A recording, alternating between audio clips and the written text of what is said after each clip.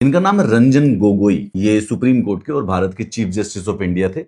Chief justice of India से retirement हुए तो इनको राज्यसभा के लिए नॉमिनेट कर दिया गया था and he was one of the first chief justice of India to be nominated to Rajya Sabha. इनके ऊपर कुछ सेक्सुअल हरासमेंट के भी केसेस लगे, लेकिन खैर चीफ जस्टिस के ऊपर ऐसे छोटे मोटे केसेस लगे तो उनके बारे में अकाउंटेबिलिटी देना बहुत जरूरी नहीं है। थोड़े प्रॉपराइटी के भी केसेस लगे कि एक चीफ जस्टिस ऑफ इंडिया हो कि अगर आप राज्यसभा में जा रहे हो, where is the chief justice of India is the one in the country, लेकिन राज्यसभा में तो 250 मेंबर होते हैं, 245 एक्चुअली में, तो क्या आप अपनी गरिमा कम कर रहे हैं? लेकिन पर्क्स बहुत होते हैं, तो गरिमा वरिमा का क्या किया जाए।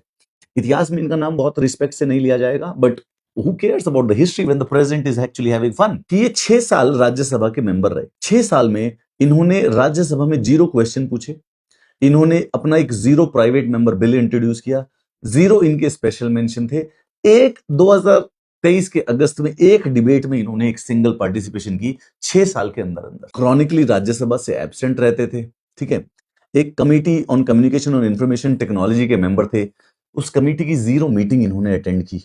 ओवरऑल जो राज्यसभा के एमपी हैं वो 53% प्रेजेंट रहते हैं, भाई 12%, बजट सेशन में 4%, एक दो बार एक दो दिन आते हैं and then he doesn't even attend the Rajya Sabha session. तो सवाल ये है, जब इस आदमी को राज्यसभा आना ही नहीं था, जब इसको कोई काम नहीं करना था, तो 6 साल इंडिया के टैक्स पेयर ने इसका पैसा, इसका खर्चा क्यों उठाया?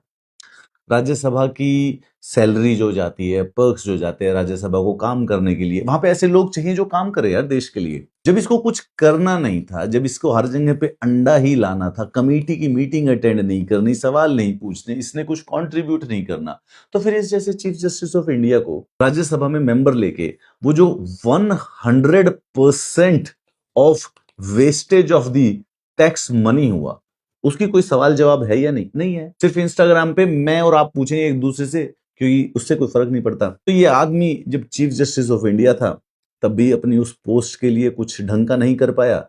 जब ये राज्यसभा का मेंबर था 6 साल तक, तब भी इसको लगा कि ये हॉलीडे है, छुट्टियां मनाता हूं।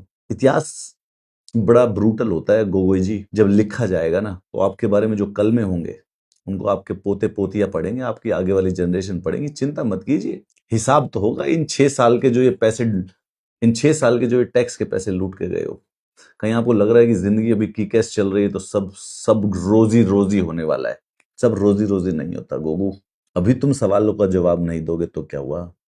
सवाल तो खड़े रहेंगे हमेशा। शर्म आती है गोगू तुम्हारे जैसे लोगों के ऊपर, जिनके हाथ में देश की लेगेसी होती है, पोजीशन की लेगेसी होती है, जुडिशरी की लेगेसी होती है। उसके बाद चिल्लर भर की सैलरी और चिल्लर भर की पोस्ट के लिए उसको जो तुम नाली में बहाते हो, तुम्हारे जैसे कम है दुनिया में।